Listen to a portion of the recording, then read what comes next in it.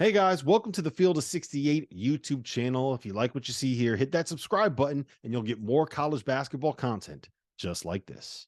Big news. The Almanac is officially back. The most exhaustive and comprehensive guide to the 2023-24 college basketball season is available for pre-order now. If you go to cbbalmanac.com, link is in the description below, you can pre-order for just $15.99 or 20% off the sticker price. The format is going to be a little bit different this season. Instead of an 850-page PDF, you'll be getting access to the full site with league-by-league PDFs available for download. The preview will be live on September 20th. So you have until then to be able to get your pre-orders in. So for insight for all 362 Division I teams from their head coaches and the experts that cover them, make sure you hit that link. All right. I have two more questions for you. We're going to start with this. Maryland, Ohio State, and Wisconsin are all kind of in that like borderline top 25 range right now. They were picked 5th, 6th, and 7th in the Big Ten, in the Almanac, in the preseason. I think all of them have some real sleeper potential and are being kind of underrated. So I want you to pick who you think is going to be the best out of that group. Maryland, Ohio State, Wisconsin. Terrence, go. That's a tough one. That's a tough one. What I will say is it just depends on night to night what you're going to get. Maryland's going to be able to defend. Fanta. Do you think he's going to answer the question? I'm getting to my answer. Ohio State certainly has talent. I'm very political right now. If I had to pick one out of the three, it would probably go to Ohio State because of how bad last year was, and they're going to be on a revenge tour. I'm just such a big fan of Bruce Thornton. I think he's one of the toughest freaking point guards in college basketball. They're going to be a little bit older. Jamison Battle's a nice player. Carr is a year older, a year more physical. I'm curious to see how that goes. I think Dale Bonner I think he's a very okay player, but I think he's a plug and play guy that's going to give you a lot of minutes. But this is a revenge tour. This is a revenge tour for Ohio State, who wasn't very good last year. But all that being said, Connor Esigian is the most underrated and underappreciated player in the Big Ten at Wisconsin. I can't believe you guys didn't have him on a preseason all-conference team. That's crazy. That was all Goodman. That was all good. Yeah, that's crazy to me. That is an oversight of epic proportions. And I like the addition of AJ Storr at Wisconsin too, which is kind of a weird one, but I like what he does. He's big, he's physical, he can knock down shots. Wisconsin, those three are really good. I think the revenge tour at Ohio State, there's a lot going on there. Well, I was going to say, for the reasons that you just mentioned, I was going to say it's Wisconsin. Like, I think Wisconsin is borderline, like, I think they're closer to top 15 than they are top 35, and that might be a hot take. But, I mean, look, Chucky Hepburn, I think, is a really good point guard. You mentioned Connor Esigian. We know what Tyler Wall can do. How did he not – did Jeff not see Connor play last year? I think Jeff there's your second Kyle Guy reference. Yeah, I'll tell you this. I'll tell you this. It's to me, it's definitive proof that Goodman doesn't know ball. But you give me Chucky Hepburn, Connor Esigian, Tyler Wall. We know how good he's been throughout his career. Max Klesmit is your typical like Wisconsin role player. Stephen Kroll, your typical Wisconsin 5-man, and then you add in a guy like AJ Storr, who is completely different from all of the players that they have, will give you a completely different look. And I think, I mean, we have him scheduled as being a guy coming off the bench, which makes sense because Wisconsin brought back all 5 of their starters. But AJ Storr is going to be the dude at the end of a game that you give the ball to and say, go get you one. Right. Yeah. I think that this is going to be a very, very, very good team. And I would be really surprised if we looked up in February and they weren't right there in the race for like a top 3 spot in the Big Ten tournament. And it's 4 buys in the Big Ten tournament, right? I think that they have a very, very real chance to get a buy. Look, when you bring back 9 of your top 10 scorers, you miss the NCAA tournament, and you've got legitimate sophomores who had solid freshman year and now are going to take a climb, and you bring back 2 guys that were preseason all-conference in Wall and Hepburn. I mean, the logic would say that Wisconsin is going to be a real dark horse nationally. I think the natural question is, can Hepburn now be the guy can Hepburn now be and maybe they don't. Here's the thing. The reason why Storr is a great ad, Rob, is because St. John's went to him a couple times as a freshman late in games last year, and he hit big shots for them. Good. He had a game winner. He had a game winner against Georgetown at Madison Square Garden. I'm thinking at the time, this kid is a freshman, and that's not easy to do. So that was the issue with Wisconsin last year. They couldn't break through in a close game. But now they've got a CGM with a year under his belt. They've got Storr. So they've got shot makers. Like, Wisconsin might play a certain style. But, T.O., you know how sometimes you say that Virginia, the numbers are reflective of the style? That doesn't necessarily make them a bad offensive player. Sure. Wisconsin's kind of got that makeup of they might play a certain way because Greg Gard's going to impose that they're going to win a war. But that doesn't mean that they don't have offensive pieces. Like they can win a game 77-72 this year if they need to. Yes. Maryland. Let's make the case for Maryland. And I believe that the answer is still Maryland because they won an NCAA tournament game and they didn't beat Alabama, but they fought. And the Fighting Kevin Willards here are coming off a year where they laid the foundation in College Park. There now is a foundation laid there. He's got one of the leaders in the country as a guard in Jahmir Young. I mean, Jahmir Young is heart and soul, transferred to Maryland, wants to be the guy that elevates this program. He takes pride in doing that. We don't talk about freshmen a whole lot, but by all accounts, Deshaun Harris-Smith is going to come into Maryland and make an impact. And you know, when you're a freshman, your chances of making an impact increase when you're playing around seniors and experienced players. Your life gets easier. The game does slow down because you have guys that slow it down for you. Deshaun Harris-Smith and Jamie Kaiser should come in and make an impact. They showed some strides here over the summer. I love Jamie Kaiser. Dante Scott's still around.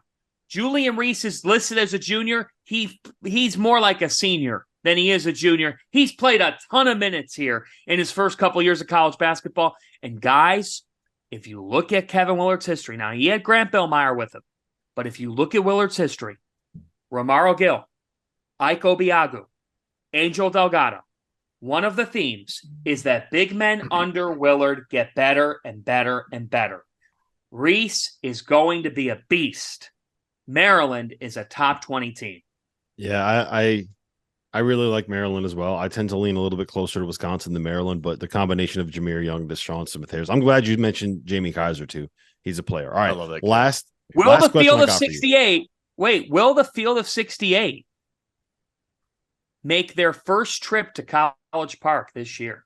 It's not going to be my first trip to College Park. I used to live in D.C. Won't be mine either. I've been to College. I've been to College Park. Never done an after dark from there. Maybe we will. Never bring the blue wig. Bring the blue wig. No comment. All right. Thank you for watching the Field of 68. If you've enjoyed what you've seen here, hit that like button, share this link with your friends, or check out the description for some other places that you can consume Field of 68 content. The last one I got for you is we got 3 teams that we haven't talked about yet that made the NCAA tournament last year: the Iowa Hawkeyes, the Northwestern Wildcats, and the Michigan Wolverines. First and foremost, Juwan Howard. He's got the. What do we got there? This is my last trip to Maryland. I have. Wow. Right here. Was that the game you got ejected for punching a dude in the face? No, it wasn't. Another nightmare ending for the Terps. Oglesby hits the game winner, 73-70. My only trip to Maryland. Oh, there you go. I'd love to go back. Only fond memories. Is it because you and SVP have the same hairdo? SVP, look, my story on SVP, after I hit the game winner, I tried to get him to take a picture with me, and he took a picture of me. I can't find that picture anywhere. He had it deleted from history, and I had it taken at half court at Maryland, and I cannot find that picture. After so SVP, help me out. You're a hero, man. You're a hero. After you hit the game winner, that's actually hilarious. All right. The Michigan Wolverines, hopefully Juwan Howard, he had heart surgery. So we're wishing for the best for him to get back on the court and get back healthy. But Michigan, Northwestern, and Iowa, 3 teams that made the tournament last year, 3 teams that are borderline tournament teams this year. Where do you start? We'll go to you first on that one, T.O. Where do you stand on who's going to make the tournament out of that group? Can any of them make the tournament? Michigan, Iowa, and Northwestern. Northwestern. Has Northwestern ever done it 2 years in a row? They've only done it twice ever. Oh, come on. That's wrongful hate. Wrongful hate? What's wrongful? What's wrongful is that they still have Boo Buie, Ty Berry, and Brooks Barnheiser is a dude. We'll see. So Northwestern's not going to be a part. Sorry, man. The problem with going all in on Boo Buie is that I don't know how long he's going to be able to. I don't know if he'll have the stamina while he's just carrying Greg Waddell on his back everywhere. So I don't know. I don't think I can get on board with the Boo Buie bandwagon. Now this is the sector of the Big Ten where, like, if only Sleepers Media could crash the Zoom right now, because here you go here with, I mean, of the three you just mentioned, I think that the most curious one is Michigan. It has to be Michigan because they went through an offseason that was really strange. I mean, let's face it, the Caleb Love thing was just plain odd. Mm-hmm. Okay.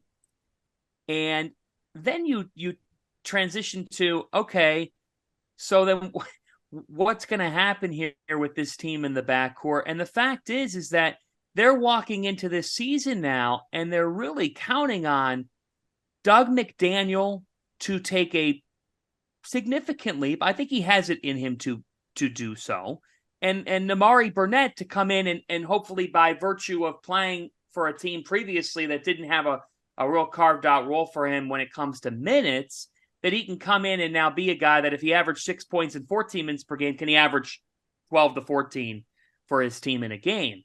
But I don't know what to expect from this team. Frankly, one of the early season games that I am overly fascinated by is at Madison Square Garden on Monday, November 13th, because it is literally a week into the season, and St. John's is hosting Michigan.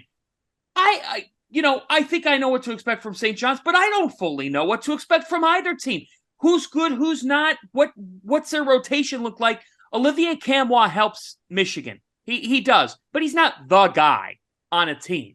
He's not, and that's my curiosity with Michigan. They don't have a guy. You want to know if I can make one trade like inside the Big Ten, right? If there was one trade that I can make that would make one team really good, I would take the homie Boo Buie and I would put him on this Michigan roster. Because if you give me a guy like Boo Buie, I know, but I think that Boo Buie is a really, really good point guard. I don't think that he has the supporting cast around him at Northwestern that they need. Losing Chase Audige is going to hurt. It feels very weird to sit here and say losing Chase Audige is going to hurt Northwestern as something on a Big Ten preview. Whereas I just don't know. The answer is Iowa. Yeah, that's what I was going to get to. Is I don't trust the point guard play. I think that there's a good supporting cast and there's no guy at Michigan, which is why I'll just lean on Iowa. Fran's just always going to find a way to turn his team into a top 5 offense. They'll play enough defense to get to 9 or 10 wins in the Big Ten, and 9 or 10 wins in the Big Ten is going to get you a trip to the NCAA tournament. Correct. Fantasy. I agree. And not only that, they're offensively, Iowa's always going to find ways to score in a league that sometimes struggles to score. So sometimes that they're just going to be able to score more than the other team. Fancy, you know what's going to happen this year? T.O. is going to sit there. He's going to watch Peyton Sandfort take 21 threes a game and shoot 46% from 3. And he's going to sit there and say, why in the hell did I not go play for Fran McCaffrey?